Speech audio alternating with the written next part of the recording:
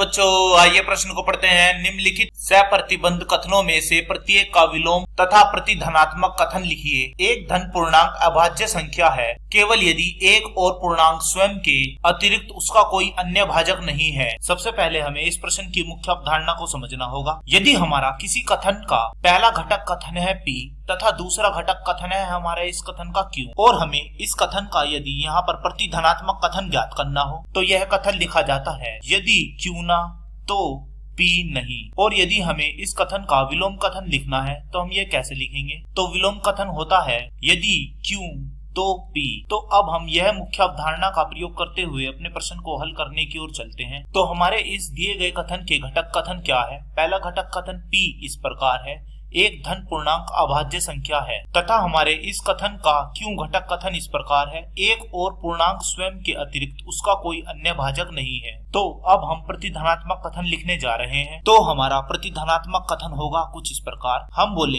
बोलेंगे एक और पूर्णांक स्वयं के अतिरिक्त उसका कोई भाजक है तो एक धन पूर्णांक अभाज्य संख्या नहीं है। तो हमने इसका प्रतिधनात्मक कथन लिख दिया है। अब हम इसका विलोम कथन लिखने जा रहे हैं। तो हमारे प्रश्न का यहाँ विलोम कथन होगा कुछ इस प्रकार, यदि एक और पूर्णांक स्वयं के अतिरिक्त उसका कोई भाजक नहीं है तो एक धन पूर्णांक अभाज्य संख्या है। तो लिख लेते हैं। तो हमने इसके विलोम कथन भी ज्ञात कर लिया है। आशा करता हूँ यह प्रश्न आपको समझ में आया होगा। धन्यवाद।